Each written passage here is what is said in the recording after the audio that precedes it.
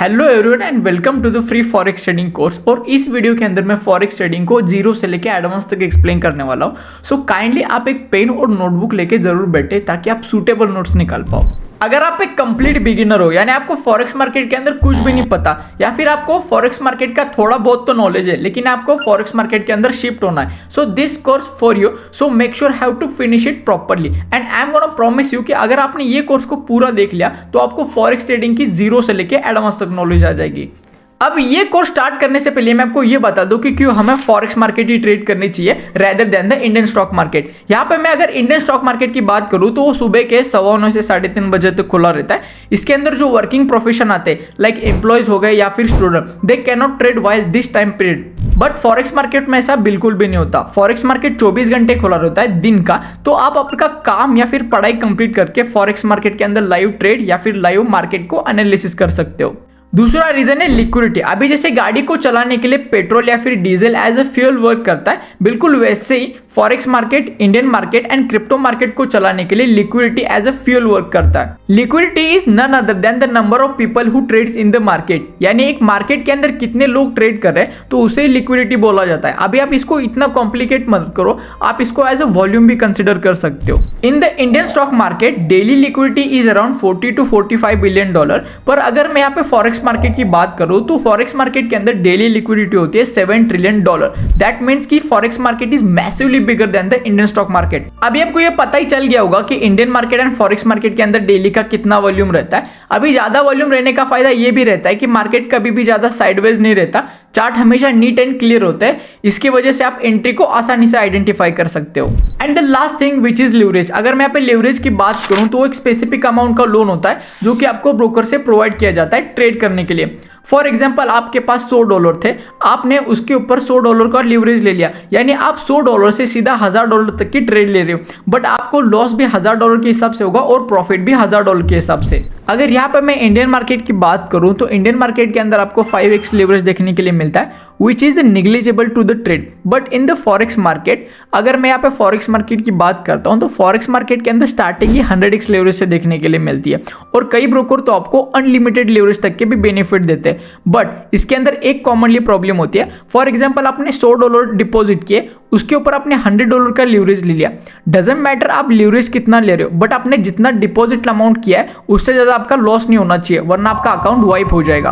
अभी आपको एक छोटी सी क्लैरिटी आ गई होगी कि हमें क्यों फॉरेक्स मार्केट के अंदर ही ट्रेड करना चाहिए, इंडियन मार्केट के अंदर क्यों नहीं। Okay, now let come to the course and the first chapter is what is an forex trading, यानी फॉरेक्स ट्रेडिंग एक्चुअल में होती क्या है। अभी आपको फॉरेक्स ट्रेडिंग समझाने के लिए मैं आपको एक सिंपल एग्जांपल देता हूं। जस्ट सपोज मेरा भाई 2 साल पहले अमेरिका गया था, तभी उसने $100 खरीदे थे 75 रुपीज की रेट पर एंड अभी उस $1 की प्राइस चल रही है 85 रुपीज। तो 75 रुपीज पे मेरे भाई ने $100 खरीदे थे, उसकी प्राइस होती है इंडियन रुपीज में 7500 रुपीज। और मानते हैं कि वो उसने 2 साल पहले खरीदे थे बट अभी तक उसने होल्ड किया है, वो बेचे नहीं। तो अभी $1 की प्राइस चल रही है 85 रुपीज समथिंग। तो 85 into 100 is equal to 8500 rupees, मतलब उसने 7500 रुपीज पे खरीदे थे एंड अभी उसकी प्राइस चल रही है 8500 रुपीज। तो यहाँ पे उसको 1000 रुपीज का प्रॉफिट हुआ।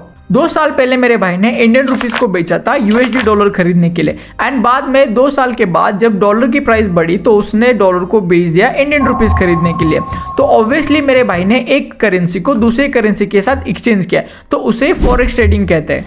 If you go for a study in Dubai and आपने आपके पैसों को एयरपोर्ट या फिर करेंसी एक्सचेंजर से एक्सचेंज करवाया, so this is called also forex trading, क्योंकि आपने एक करेंसी को दूसरे करेंसी के साथ एक्सचेंज किया है। अभी आपको यह तो समझ में आ गया होगा कि फॉरेक्स ट्रेडिंग किसे कहते हैं। फॉरेक्स ट्रेडिंग पहले करेंसीज के लिए जानी जाती थी, पर अभी कमोडिटीज लाइक गोल्ड, सिल्वर और ऑयल, इन सभी चीजों पर ट्रेड किया जा सकता है। अभी फॉरेक्स ट्रेडिंग क्या होती है इतना ही समझना काफी नहीं है, बल्कि फॉरेक्स ट्रेडिंग को कौन कौन से फैक्टर अफेक्ट करते हैं ये भी समझना बहुत इंपॉर्टेंट है। सबसे पहले आता है interest rate which is the main component. Second is inflation, because जिस भी कंट्री के अंदर इन्फ्लेशन कम होगा ऑब्वियसली उस कंट्री की इकोनॉमी के साथ करेंसी भी स्ट्रांग होगी। तीसरा है इंपोर्ट एक्सपोर्ट। अभी जो भी कंट्री ज्यादा एक्सपोर्ट करती है ऑब्वियसली उस कंट्री की करेंसी हमेशा स्ट्रांग रहती है एंड रिस्पेक्टिवली जो भी कंट्री ज्यादा इंपोर्ट करती है उस कंट्री की करेंसी वीक रहती है। Another one is geopolitical cases and country economy. Obviously एक कंट्री की इकोनॉमी डिसाइड करती है कि उस कंट्री की करेंसी स्ट्रांग रहेगी या फिर वीक। तो ये 4-5 कुछ पॉइंट थे जो कि फॉरेक्स ट्रेडिंग को डायरेक्टली या फिर इनडायरेक्टली अफेक्ट करते हैं. So you have to take care of it.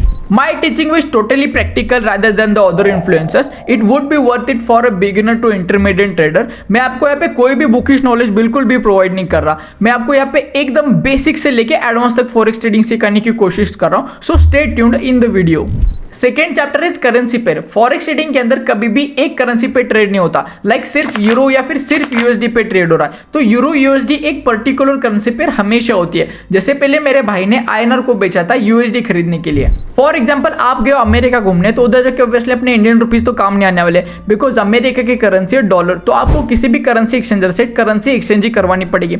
Just like आपके पास अभी आईएनआर है और आपको आईएनआर को बेच के यूएसडी को खरीदना है. और हम जिस भी करेंसी को खरीदते हैं उसको बोलते हैं बेस करेंसी और हमेशा पहले नंबर पे आती है. और हमें जिस भी करेंसी को बेचते हैं उसको बोलते हैं कोड करेंसी और हमेशा दूसरे नंबर पे आती है. अभी यूएसडी आईएनआर यानी आपने आईएनआर को बेचा है यूएसडी खरीदने के लिए. जब भी कोई दो करेंसी के पेयर में चढ़ाव या फिर उतार आता है तो उसी बेसिस पर ही फॉरेक्स ट्रेडिंग के अंदर प्रॉफिट या फिर लॉस होता है. फॉरेक्स मार्केट में बहुत सारी पेयर्स है, तो आपको बिल्कुल भी कंफ्यूज नहीं होना है कि कौन से पेयर पे कब ट्रेड करना है. एज पर my view and experience you have to trade top 3 to top 5 pairs in the forex market, which is Euro USD, GBP USD, USD JPY, USD CHF and AUD USD. Why you have to trade top 3 pairs in forex market? Because some pairs are inversely and directly relate with each other. For example, gold and stock market. अगर stock market ऊपर जाएगा तो gold नीचे जाएगा, अगर gold नीचे जाएगा तो stock market ऊपर जाएगा. क्योंकि जब डॉलर वीक होता है या फिर इन्फ्लेशन बढ़ जाती है तो गोल्ड को ज्यादा इंपॉर्टेंस आ जाती है, because gold protects the inflation. And जब कंट्री के इकोनॉमी के साथ डॉलर स्ट्रॉन्ग हो तो people are more attract toward the stock market rather than the gold. अभी फॉरेक्स मार्केट की करेंसी पेयर के कोरिलेशन समझने के लिए हम आ गए बेबीपीप्स वेबसाइट पे. जैसे ही वेबसाइट रन होगी तो आपको यहाँ पे एक ऑप्शन दिखेगा टूल का, वहां पर आपको करेंसी कोरिलेशन देखने के लिए मिल जाता है. Let me show you. जैसे कि यहाँ पे यूरो यूएसडी का करेंसी रिलेशन हो गया, गोल्ड और यूएसडी का रिलेशन हो गया. ये 0.83 मतलब ये लगभग यूरो यूएसडी और एयूडी यूएसडी लगभग मैच करते हैं. तो इसके इनवर्स में आते हैं USD JPY, USD CAD, USD CHF. USD CHF लगभग 0.87% मैच करता है. मतलब अगर ये ऊपर जाएगा, एयूडी यूएसडी ऊपर जाएगा तो एयूडी सीएचडी नीचे जाएगा. That's it.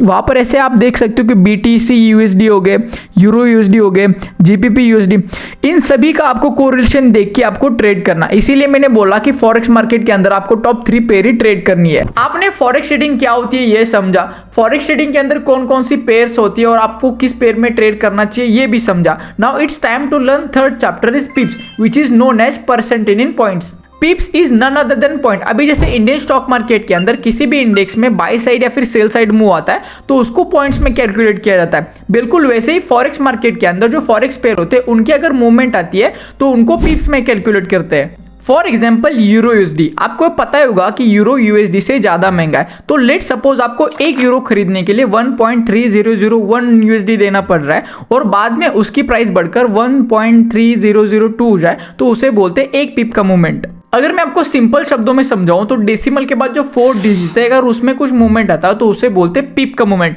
रिस्पेक्टिवली अगर 4 डिजिट की जगह 3rd डिजिट में चेंज आता है तो उसे बोलते हैं 10 पिप का मूवमेंट. फॉरेक्स ट्रेडिंग के अंदर जितने भी मेजर करेंसीज है उनमें अगर डेसिमल के बाद जो 4 डिजिट में मूवमेंट आता है उस पर पिप का कैलकुलेशन डिपेंड रहता है.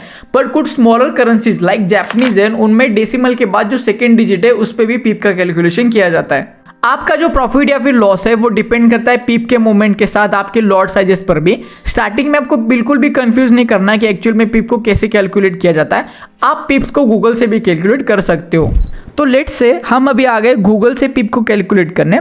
तो आपको फिर से बेबीपीप वेबसाइट पे आ जाना है. वहां पर आपको टूल्स में ऑप्शन दिखेगा पिप कैलकुलेटर का, समवेयर अराउंड हियर. ओके, तो आपको करेंसी पेयर डालनी है, आस्क प्राइस डालनी है, पोजीशन डालनी है और आप यहाँ से सीधा पिप को कैलकुलेट कर सकते हो. फॉरेक्स ट्रेडिंग के अंदर अपने अच्छे खासे पिप्स तो कैप्चर किए, मतलब अपने एक अच्छा मोमेंटम कैप्चर किया. लेकिन क्या फायदा अगर आपकी लॉट साइज ही गलत हो तो आपको $1000 के बदले $100 पे सेटिस्फाई होना पड़ेगा. So now it's time to learn 4th chapter which is lot size. For example आपको मार्केट में जाके एक बनाना खरीदना है तो ऑब्वियसली आपको एक बनाना तो नहीं मिलेगा बट एक पर्टिकुलर लॉट साइज जरूर मिलेगी, यानी कि 1 डजन के लिए. अभी 1 डजन ये एक लॉट साइज हुई जिसके अंदर 12 क्वांटिटीज है किलो की. सिमिलरली इंडियन स्टॉक मार्केट का भी है। अगर आपको निफ्टी, बैंक निफ्टी या फिर सेंसेक्स के अंदर ट्रेड करना है तो वहां पर एक पर्टिकुलर लॉट साइज हमेशा फिक्स होती है।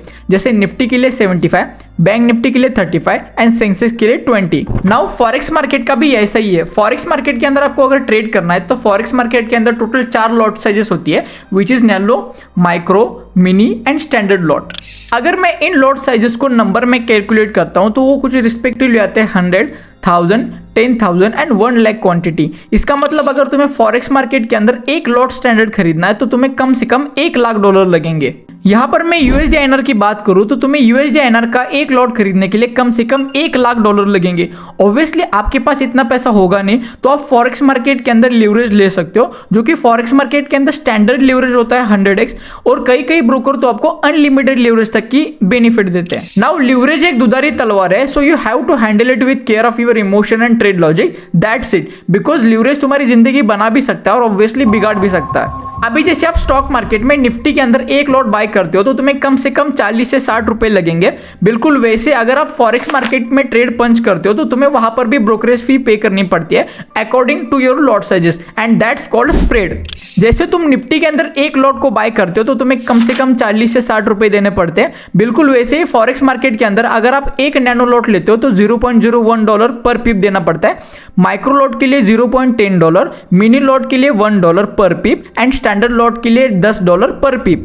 जैसे मैंने पहले तुम्हें यह बताया कि यहां पर मैं कोई भी बुकिश नॉलेज नहीं प्रोवाइड कर रहा, यहां पर बल्कि प्रैक्टिकल नॉलेज को इंप्लीमेंट कर रहा हूं with my experience and view, so don't be get more confused at all. Now we learn the last chapter of this course which is forex trading sessions. इसमें हम जानेंगे कि फॉरेक्स मार्केट में कौन कौन सी सेशंस होती है, उनकी क्या क्या टाइमिंग होती है और उनके अंदर ट्रेड करने के लिए बेस्ट पेयर्स कौन सी होती है।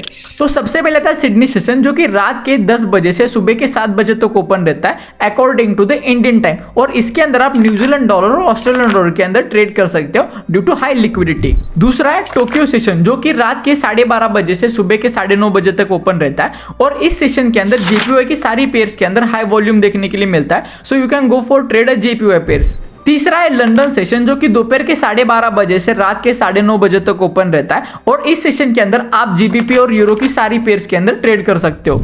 Last and my favourite session is New York session, जो कि शाम के 5:30 बजे से दोपहर के 2:30 बजे तक ओपन रहता है, और इस सेशन के अंदर आप यूएसडी की सारी पेयर्स के अंदर ट्रेड कर सकते हो, बट मैं आपको प्रेफर करूंगा आप टॉप 3 पेयर में ट्रेड करो। अभी विंटर एंड समर के हिसाब से फॉरेक्स ट्रेडिंग के सेशन के अंदर थोड़ा सा 19-20 फर्क देखने के लिए मिल सकता है, तो आपको टेक्निकल एनालिसिस के साथ चार्ट पे ज्यादा फोकस करना है। आई होप ये वीडियो आपको इन्फॉर्मेटिव लगा होगा, तो keep learning, keep growing and keep supporting.